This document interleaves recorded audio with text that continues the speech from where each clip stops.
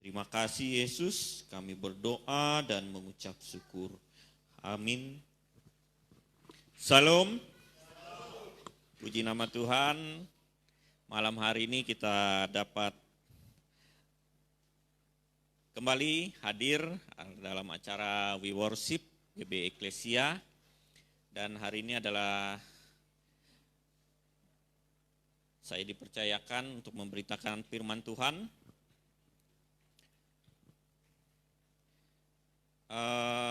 Firman yang saya sampaikan dalam tema bulan September ini adalah tentang iman di tengah pandemi COVID-19 yang melanda di dunia.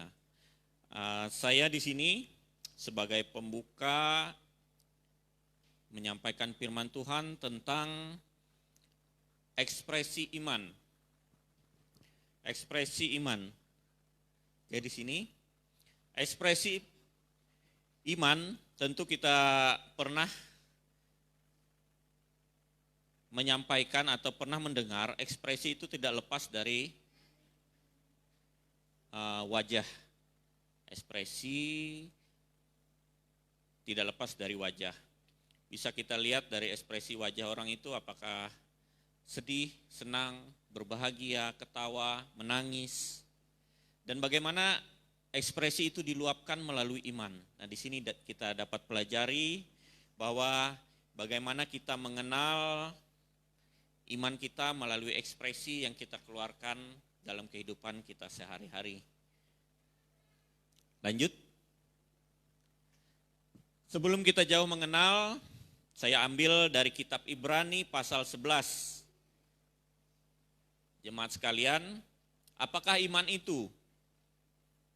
Dalam terjemahan barunya, iman adalah dasar dari segala sesuatu yang kita harapkan dan bukti dari segala sesuatu yang tidak kita lihat.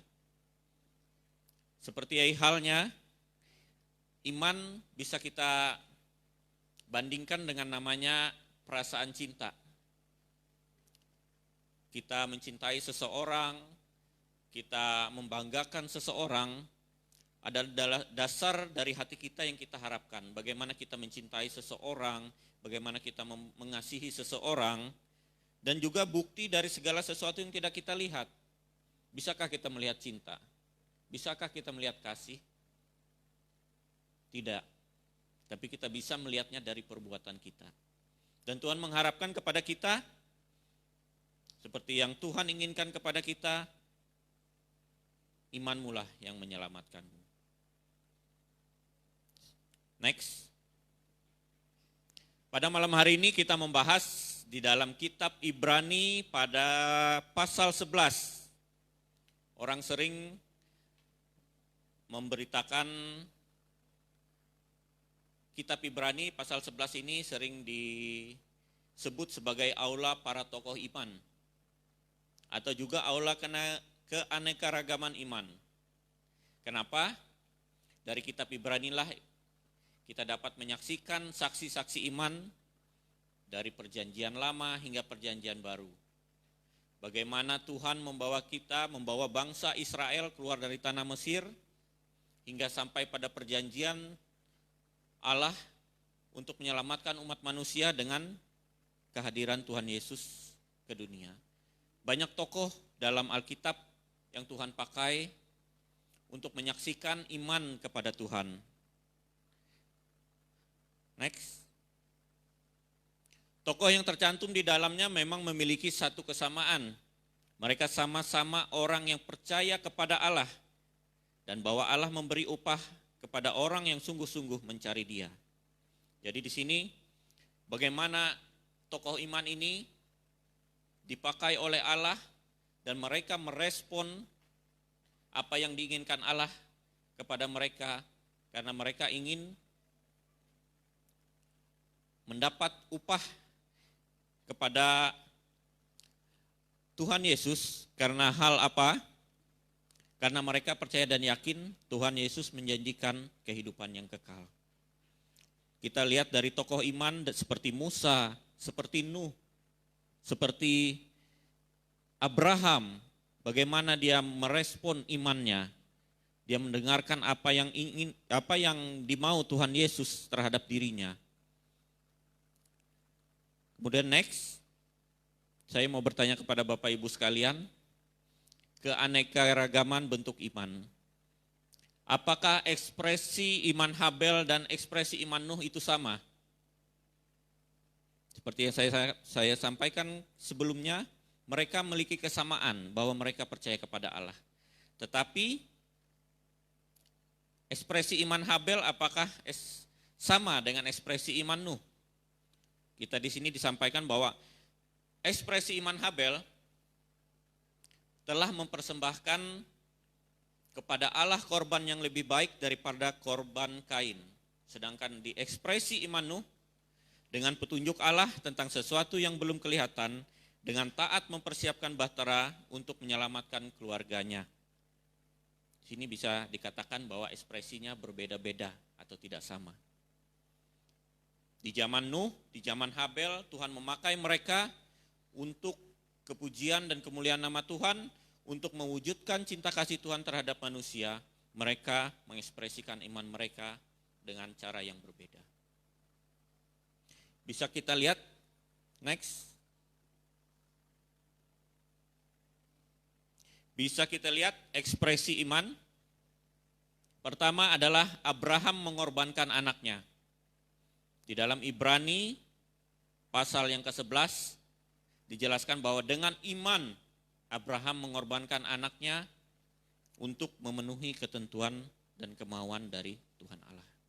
Kemudian juga disampaikan di Ibrani pasal 11, Musa menolak harta dan kesenangan Mesir demi iman kepada Tuhan. Dia merespon dengan baik iman yang Tuhan kehendaki dalam hidupnya. Kemudian Sarah beroleh kekuatan untuk menurunkan anak cucu walaupun usianya sudah lewat. Bagaimana iman seorang Sarah, istri Abraham, yang dijanjikan akan memberikan keturunan kepada Abraham sebagai bangsa yang besar. Dari keturunannya lah akan tercipta bangsa yang besar. Kemudian kita melihat ekspresi iman dalam Ibrani, maka runtuhlah tembok-tembok Yeriko setelah kota itu dikelilingi 7 hari lamanya. Bagaimana respon iman, ekspresi iman dari tokoh-tokoh iman di dalam Ibrani pasal 11 ini menunjukkan bagaimana mereka merespon iman mereka kepada Tuhan. Dan ini pertanyaannya, kita mempelajari Alkitab, kita membaca saksi-saksi iman dalam Ibrani pasal 11, kemudian ada pertanyaan, bagaimanakah ekspresi iman saudara saat ini? Bapak Ibu sekalian bisa merenungkan diri, apa yang telah saya lakukan. Saya seorang yang beriman, tetapi apa yang sudah saya perbuat terhadap orang-orang di sekitar saya? Seperti yang tercantum di sini, timbullah suatu pertanyaan.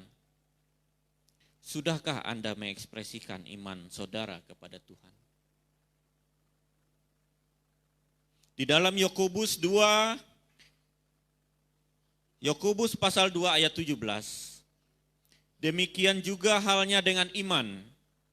Jika iman itu tidak disertai dengan perbuatan, maka iman itu pada hakikatnya adalah mati. Di sini Tuhan telah menyampaikan firman-Nya. Bagaimana iman itu dapat tumbuh dalam tubuh kita, dalam kehidupan sehari-hari, tetapi kita tidak melakukannya dalam bentuk perbuatan kita. Saya seorang yang beriman, Tuhan, tolonglah saya. Tetapi dengan dia berdoa tanpa dia melakukan sesuatu, hal itu sama saja kita bilang bohong. Karena iman timbul dari hati kita. Tetapi apa yang kita inginkan dari iman timbul dari perbuatan kita. Karena itulah Tuhan menginginkan kita, selain kita berdoa, kita juga bekerja. Tuhan menghendaki kita sebagai umatnya. Di dalam Yakobus pasal 2 ayat yang ke-22. Kamu lihat bahwa iman bekerja sama dengan perbuatan-perbuatan. Dan oleh perbuatan-perbuatan itu iman menjadi sempurna. Di tengah wabah COVID-19 ini, bagaimana iman kita dipertaruhkan di hadapan Tuhan. Banyak gereja yang tutup, sampai pun keluarga kita menjadi terbatas. Menjaga jarak. Bagaimana sikap kita selama ini?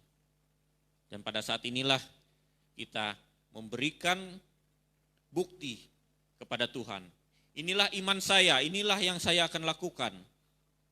Kita dalam masa COVID ini, kita boleh beriman. Tetapi dengan iman itu lakukanlah suatu perbuatan. Apa yang bisa kita lakukan dalam masa COVID ini? Saya sangat bangga pada gembala, walaupun dengan keadaan dia sebagai seorang kepala keluarga, dia masih memperhatikan jemaatnya. Di tengah-tengah wabah COVID ini kita pasti merasakan apa yang namanya kesusahan. Kesusahan dari segi ekonomi, kesusahan dari segi rohani. Karena banyak yang pasti akan gugur karena kegoncangan iman mereka. Dan saya sangat harapkan jemaat GBI Eklesia mempunyai iman yang teguh di dalam Tuhan. Karena saya percaya dan yakin iman itu tumbuh karena jemaat GBI Eklesia sudah mengalami Tuhan secara pribadi.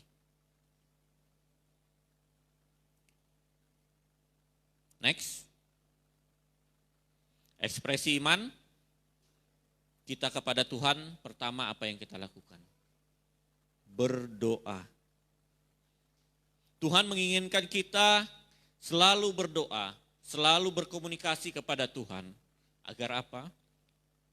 Apa yang kita inginkan kita sampaikan. Dan Tuhan rindu kita menyampaikan doa itu secara pribadi kepada Tuhan. Banyak orang yang menyampaikan kepada gembala, banyak orang yang menyampaikan kepada hamba-hamba Tuhan, Pak, Ibu, tolong saya didoakan, tolong saya titip doa. Apakah Tuhan senang seperti itu? Tuhan merindukan kita untuk kita berdoa secara langsung kepada Dia. Karena Dia merindukan anaknya berbicara dari hati ke hati. Apa yang kita inginkan, apa yang ingin kita minta kepada Bapa, pasti didengarkan oleh Dia. Itulah bentuk iman kita kepada Tuhan, adalah berdoa. Kemudian bacalah firman Tuhan. Kenapa harus membaca firman Tuhan di sini? Jadikan firman Tuhan ini adalah pondasi hidup kita. Di tengah wabah COVID-19 ini, banyak hal yang mempengaruhi hidup kita. Tetapi dengan kita mempunyai pondasi, membaca firman Tuhan, kita selalu dikuatkan.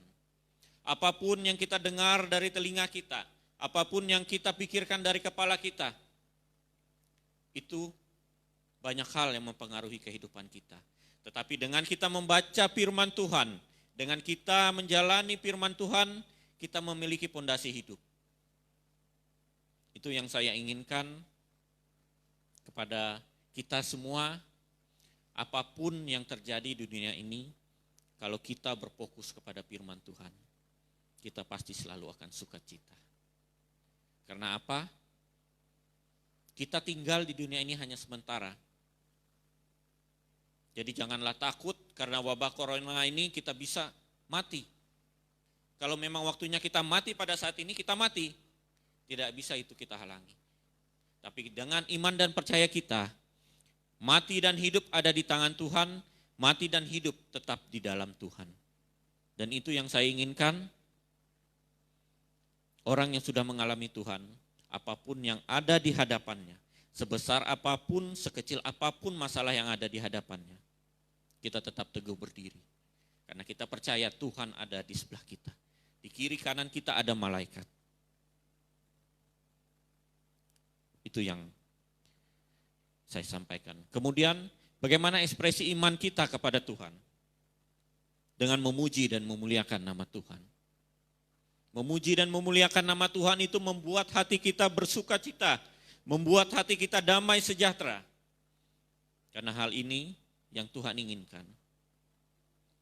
Hidup kita di dunia ini adalah sebenarnya untuk kepujian dan kemuliaan nama Tuhan. Jadilah saksi iman di dunia ini, jadilah saksi Kristus di dunia ini untuk memberitakan apa? Untuk memberitakan keselamatan. Bahwa kita percaya dan yakin hidup kita yang kekal adalah hidup bersama Tuhan. Dan sementara kita tinggal di dunia ini, Tuhan menginginkan kita untuk kita menyelamatkan jiwa-jiwa yang belum terselamatkan. Jangan jadi seorang Kristen yang egois, merasa dirinya sendiri yang bisa, merasa dirinya bisa diselamatkan, tetapi dia mengabaikan saudara-saudaranya di sekitar mereka. Jadilah umat Tuhan yang selalu berfokus. Jadilah umat Tuhan yang selalu memberikan yang terbaik kepada saudara-saudara kita. Karena hidup kita adalah hidup kita sementara. Tetapi apapun yang kita tinggalkan di dunia ini, saudara kita pasti mengingatnya. Dan Tuhan pasti mencatatnya. Makanya lepaskan segala kepahitan hidup, lepaskan segala keegoisan, lepaskan segala nafsu kedagingan kita. Tanggalkan semua itu. Karena Tuhan tidak melihat dari kepintaran kita, melihat dari kita sering ke gereja, melihat kita dari sering kita membaca Alkitab. Tetapi tanpa perbuatan, iman itu adalah pada hakikatnya mati. Dan saudara seiman, dengan ekspresi iman kita kepada Tuhan, melalui kita berdoa, melalui kita membaca firman Tuhan, dan juga memuji dan memuliakan nama Tuhan. Nama Tuhan dipermuliakan di dunia ini. Kemudian, next, ada pertanyaan berikutnya, sudahkah ekspresi iman Anda berdampak kepada orang lain? Di dalam Matius pasal yang ke-7 ayat yang ke-21, bukan setiap orang yang berseru kepadaku, Tuhan, Tuhan, akan masuk ke dalam kerajaan sorga, melainkan dia yang melakukan kehendak Bapakku di sorga. Seperti saya sampaikan, bagaimana ekspresi iman kita berdampak kepada orang lain. Karena setiap orang pasti berseru, saya mempunyai iman, apakah kamu mempunyai iman? Saya membuktikan iman saya melalui perbuatan saya. Bagaimana Anda membuktikan iman tanpa perbuatan saudara? Karena apa? Hidup kita dipertaruhkan dengan iman. Kalau kita bersama Tuhan Yesus, dan kita yakin dan percaya kita hidup bersama Tuhan Yesus, buktikan bagaimana iman saudara dinyatakan di dalam sikap dan perilaku saudara dalam kehidupan sehari-hari. Karena bukan agamalah yang menyelamatkan kita. Bukan kita berbuat baik setiap hari kepada orang yang menyelamatkan kita. Tetapi patuh dan taat akan firman-Nya, patuh dan taat akan kehendak Tuhan yang kita aplikasikan dalam kehidupan kita sehari-hari. Itulah yang akan menyelamatkan kita. Tuhan tidak melihat kita miskin, tidak melihat Tuhan kaya, tidak melihat kita kaya. Tetapi Tuhan melihat dari iman kita, dari hati kita. Setulus apakah engkau melayani aku? Di saat kita goyah, di saat kita terpuruk, masihkah engkau mengingat aku? Tetapi ujian yang pertama kepada umat Tuhan, di saat dia sedang di atas, masihkah dia mengucap syukur? Masihkah dia mempergunakan kekuasaannya? Masihkah dia menggunakan kekuatan dia untuk memberkati orang-orang di sekitar dia? Kadang kita hidup di dunia ini, di saat kita sedang luka, di saat kita sedang jatuh, di situ kita ingat Tuhan. Tapi di saat kita enak, di saat kita lagi keadaan yang nyaman, posisi itulah yang sering menggoyahkan iman kita. Kita enak bersyukur, Tuhan Yesus terima kasih atas berkat-Mu hari ini. Tetapi dengan keadaan kita sekarang, masihkah kita bisa bersyukur? Tuhan Yesus terima kasih atas segala yang kau izinkan pergumulan dalam hidupku. Tuhan rindu kita mengucapkan hal seperti itu. Kemudian di dalam Yakobus pasal 2 ayat yang ke-18, tetapi mungkin ada orang berkata, padamu ada iman dan padaku ada perbuatan. Aku akan menjawab dia, tunjukkanlah kepadaku imanmu itu tanpa perbuatan, dan aku akan menunjukkan kepadamu imanku dari perbuatan-perbuatan. Tuhan Yesus menginginkan kita, janganlah kita mengucapkan saksi dusta di antara kita. Janganlah kita menyampaikan, inilah aku orang yang dipilih oleh Tuhan. Bukan kamu.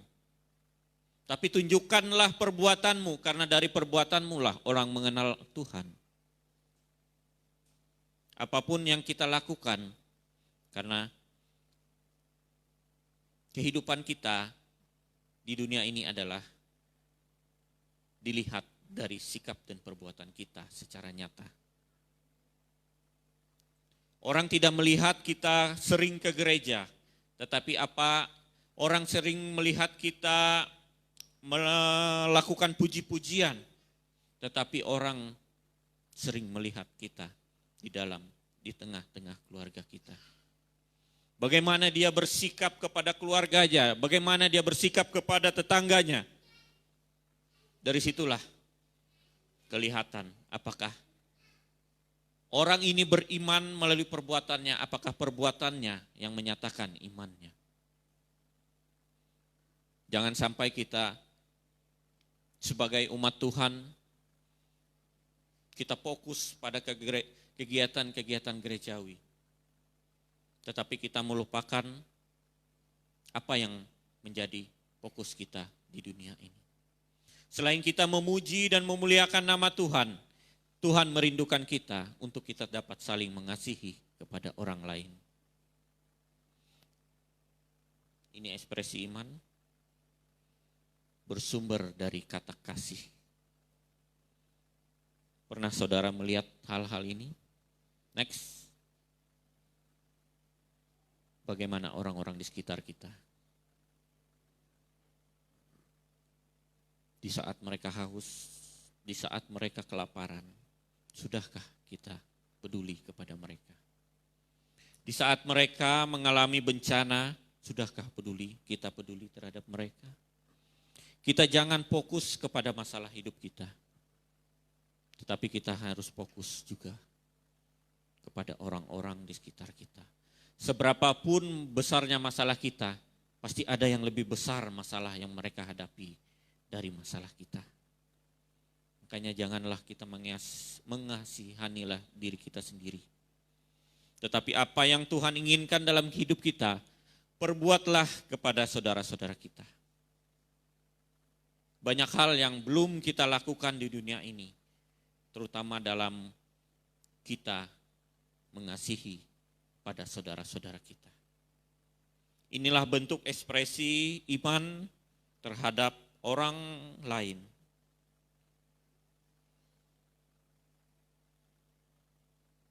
Dan terakhir, next, kata kunci yang saya sampaikan malam hari ini adalah ekspresi iman dilandasi oleh kasih. Pertama kasih kepada Tuhan, kemudian kasih kepada sesama. Karena tercantum di dalam hukum Taurat dan kitab para nabi. Next. Di dalam Matius pasal 22 ayat yang ke-37. Jawab Yesus kepadanya, kasihilah Tuhan Allahmu dengan segenap hatimu dan dengan segenap jiwamu dan dengan segenap akal budimu. Bagaimana bentuk kasih kita kepada Tuhan? Ekspresikanlah iman kita kepada Tuhan. Melalui apa? Melalui berdoa, membaca firman Tuhan, dan memuji dan memuliakan nama Tuhan. Dan Tuhan menghendaki juga bagaimana kasih itu dapat diaplikasikan dalam kehidupan sehari-hari kepada orang-orang di sekitar kita.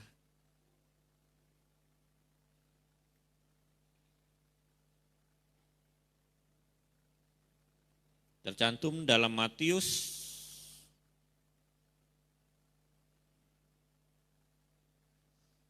22 ayat yang ke-39. Dan hukum yang kedua yang sama dengan itu ialah kasihilah sesamamu manusia seperti dirimu sendiri. Inilah kasih kepada sesama. Tuhan menghendaki kita sejalan dan sepikir dengan kehendak Allah. Begitu juga Tuhan juga menginginkan kita, janganlah kita hidup sebagai orang Kristen yang egois. Kita mementingkan diri kita memohon diri kita kepada Tuhan tanpa kita juga mendoakan orang lain. Karena hidup kita adalah hidup yang menjadi berkat bagi Tuhan. Sekecil apapun yang engkau terima, jadikanlah itu berkat bagi orang lain. Karena hidup kita sebagai orang yang percaya kepada Tuhan harus berdampak di dunia ini. Jangan kita menjadi Kristen seperti Kristen KTP. Yang melakukan rutinitas kehidupan sehari-hari hanya pada hari Minggu. Kita melakukan melayani di gereja, mendengarkan akan firman Tuhan, tetapi hari-hari berikutnya kita hidup di tengah dunia ini dengan hawa nafsu kedagingan kita. Kita meminta ampun setiap hari Minggu, Tuhan ampuni saya, tetapi saya melakukannya di hari Senin sampai Sabtu kepada orang lain dengan tingkah laku kita. Dan Tuhan tidak menghendaki itu, karena apa? Di awal minggu ini kita membicarakan tentang iman. Sepanjang bulan September ini kita memberitakan tentang iman. Dan pembukanya pada acara We Worship ini, saya mengangkat pada Ibrani pasal 11. Kita saksikan dari pasal pertama sampai pada ayat pertama sampai ayat yang ke-40. Di situ disampaikan firman Tuhan, saksi-saksi iman. Dari perjanjian lama hingga perjanjian baru. Bagaimana kita membaca menjadi saksi-saksi iman itu kita aplikasikan dalam kehidupan sehari-hari. Jadikanlah hidup kita hidup yang berguna bagi sesama, karena hidup kita adalah hidup yang penuh kasih kepada Tuhan dan kepada sesama. Tuhan memberkati firman-Nya, Tuhan memberkati kita, biarlah hidup kita hidup berkemenangan, hidup penuh kasih, hati dan pikiran kita sepenuhnya di dalam tangan Tuhan.